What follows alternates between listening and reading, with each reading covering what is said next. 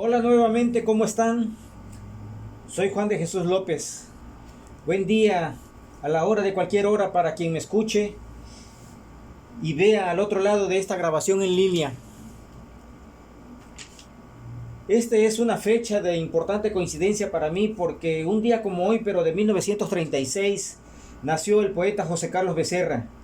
Y porque este jueves, de acuerdo con el ciclo de lecturas que vengo haciendo de mi libro de ensayo literario, La fabulación poética del trópico, me toca leer La semblanza de Becerra, uno de los tres autores que propongo como referentes de un nuevo cauce en la representación poética del trópico, que como ustedes verán está muy lejos de lo pintoresco. Desde la perspectiva del calendario, Becerra le da nombre al mes de mayo, pues en este mes nace el 21 y fallece el 27.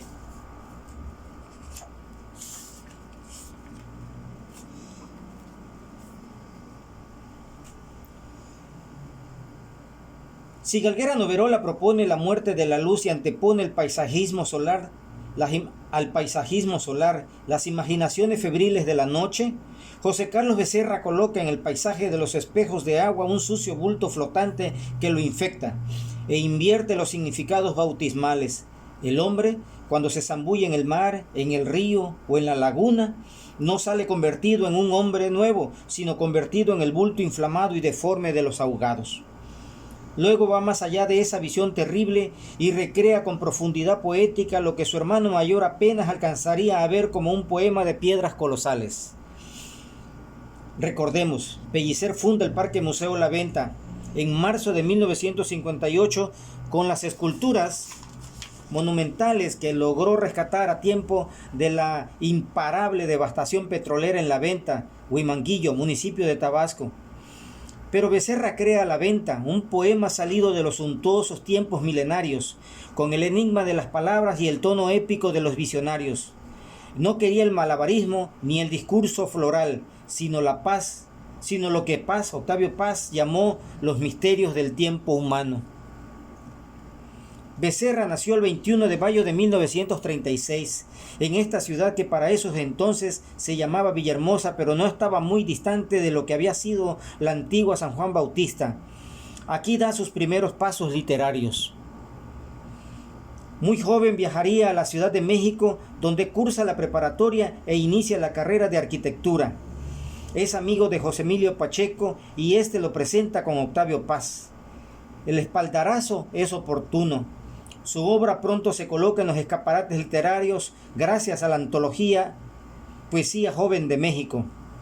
Los títulos de sus dos primeros libros, publicados en vida, Oscura Palabra y Relación de los Hechos, dan una idea de la atmósfera poética del tabasqueño.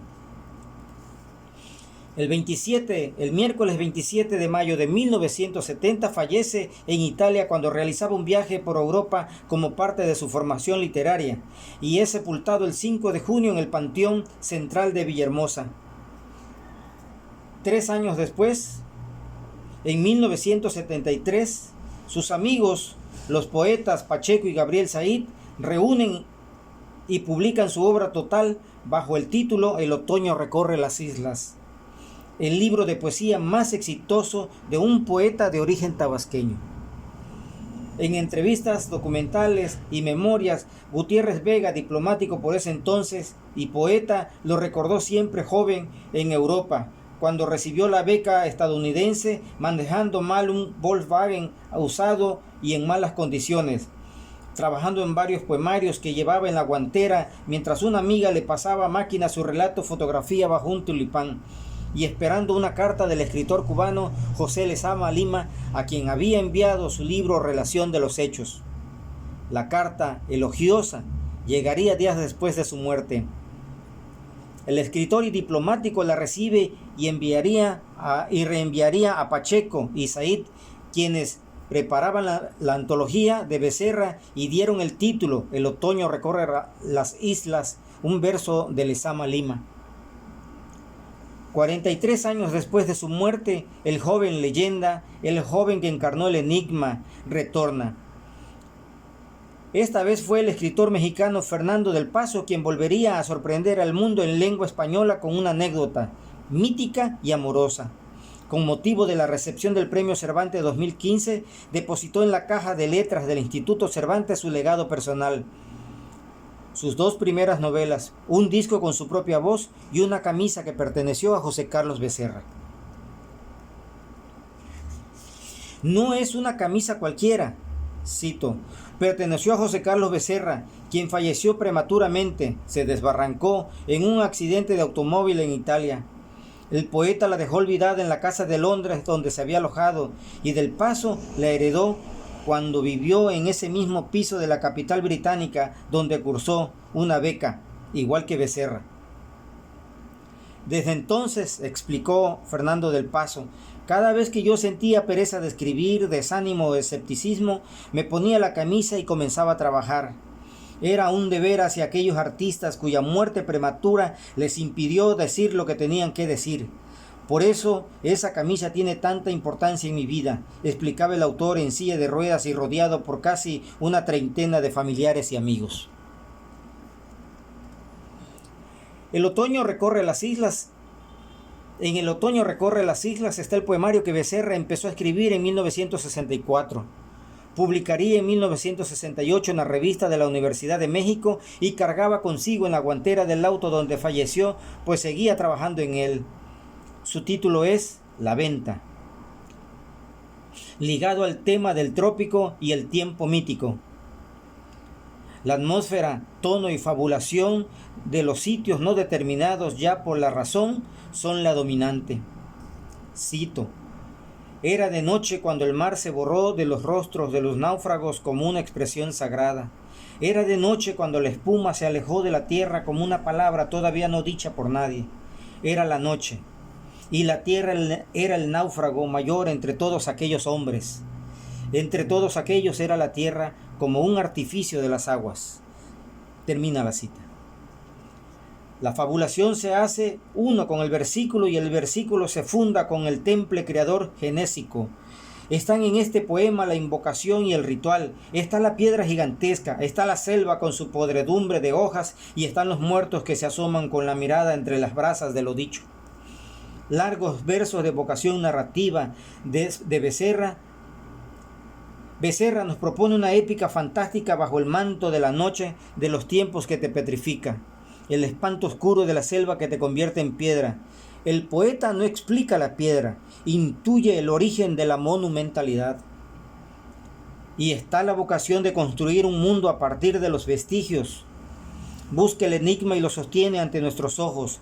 Retumban la noche, el mar y la selva entre las pausas y la visión. Un segundo se alarga indefinidamente y tiene la elongación de los siglos. Cuando leo este poema me imagino al joven Becerra caminando por el sendero del Parque Museo La Venta. Estoy seguro, debió visitarlo. Tenía 22 años cuando se inauguró y fue noticia nacional. Se detiene frente a los grandes árboles y se sienta cerca de las esculturas monumentales. Se queda largo tiempo escuchando el ruidero natural de los árboles. Se impregna, sabe que lo que se pudre se inventa de otra manera, que todo lo que duerme a la sombra o a pleno sol se nutre de su abandono y llega así a otro elemento de ese reino, la intensa inmovilidad como movimiento. Varios años después viene la indagación acerca del misterio poético al que fueron sometidas las piedras volcánicas. Llega el poema que tiene un aire iniciático. El poema tiene enigma, es la entrada a un ritual sagrado que no podría haber escrito un hombre religioso, sino el hombre que cree en el hombre, ese que se pudre, que se construye su propia monumentalidad y se desvanece en el tiempo irremediablemente. La poética versicular de Becerra tiene colindancias con la poética narrativa de Mena Brito. Becerra, al igual que Mena, juega, fabula con las sombras de la selva tropical que se proyectan como tinta negra sobre el lienzo de la noche. Pero el personaje de paludismo, el que cuenta, es un hombre perdido y enfermo que viaja hacia la memoria. Becerra, en cambio, es un poeta que fabula, es decir, que viaja hacia el reino de la imaginación poética. Al igual que Graham Greene, Mena Brito y Galguera Noverola, Becerra se encuentra con la oscuridad. Esa presencia ominosa que personifica a través de la selva mítica, de la monumentalidad y corroe el ciego peso de la piedra. la noche, los hombres, el paisaje mismo donde la lluvia es el mito sangrante de los dioses muertos y las cabezas de piedras, organismo atajado por el silencio, son una advertencia que no nos dice.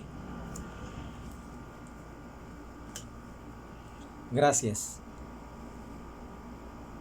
Me gustaría y espero sus comentarios.